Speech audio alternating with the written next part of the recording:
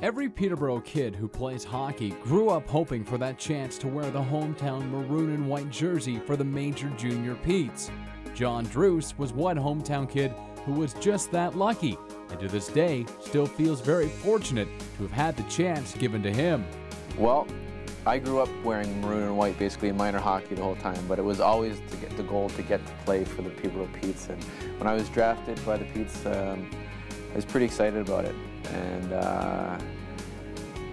our team, I've never seen a bunch of guys so tight, so together, and support each other and stand up for each other on the ice and off the ice as much as we did here. I mean, it was amazing. You know, we look at guys like Chris King, Kay Whitmore, Terry Karkner, Dallas Aikens was another hometown boy. I grew up with him, played here on the same team. I've never seen a team with so much support stand up for each other as much as we did here. I mean, the reason we were so successful is because we had guys like Kevin McDonald. You know, a ton of people remember Kevin McDonald for, you know, his ability to stand up and take care of and do anything for anybody. Not the most talented player, but we had a team of 25 guys that were willing to do that for each other every night. Playing junior hockey in Peterborough is a very big deal for whoever gets that chance. And Druce recalls his days of growing up watching these players play for the maroon and white, the colors he would one day wear himself. I remember watching Larry Murphy play, Greg Theberge, you know, his son plays on the team now. Billy Gardner was a guy I played with in Binghamton, and he was amazing to me. And just seeing these guys play motivated me, seeing the history and the tradition here, and the success that they've had here in Peterborough, and the longevity, and the success that we had with our team specifically. We had some really good teams. Dick Todd was our coach, and we had a good chance to go to the Memorial Cup. We never did make it there, but we had a good enough team to do it. The Peterborough Petes have always been a good team, and while the results may not always show up on the ice, the results can sometimes be seen off the ice.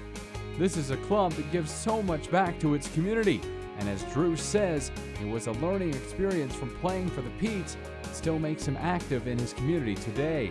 We did a lot of stuff in schools when I was playing. You know, we used to go to the schools and, you know, talk to some of the kids and just make your awareness with the youth. I mean, a lot of the kids that go to the games, that went to the games then, are now adults, and they're still coming to the games because of probably maybe meeting some of us when they were younger, being in the community. You know, their parents maybe had season tickets, and I think it's just important to keep that consistency up so that the kids get to know who you are, so that the youth in the cities get to, you know, they grow up and they get to know the players and they get excited for them when they see them make the National Hockey League, and so they have someone to cheer for. I think that's very important. For myself now, it's amazing what you learn playing in professional hockey and growing up. You realize how important charity work is. I spend most of my time now with 12 police officers and myself, and we ride for the Pedal for Hope, and we raise money for pediatric cancer research. Druce credits the 3 years he was part of the Petes organization for his chance to make it into the NHL. The base that I learned here from playing a solid defensive style, being responsible, doing all the things that are important in the game, I think that really helped me with the transition to play professional hockey. And I felt very fortunate. I mean, I played 10 years in the National Hockey League, and I still look back. It seemed to go by so fast, but every day it was a joy to go to the rink, and I miss it tremendously. I mean, it's just something that you never forget. But and then successes and how hard it is to play. You know, it's like a roller coaster ride playing in the National Hockey League. I mean, you know, you have your good days. One day you're in the penthouse, and the next day you're in the doghouse. It's almost like, I don't care what you did for me last shift. What can you do for me this shift? And that was something that you had to bring to the rink every day. The work ethic to be able to give it your all every day, and a lot of discipline.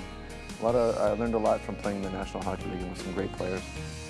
When asked after looking back on his time in the National Hockey League if he would change anything, you look back and you can say, well, what if I did this and what if I did that? But no, I don't think I'd change anything. I feel very fortunate, very privileged to be able to play in the National Hockey League.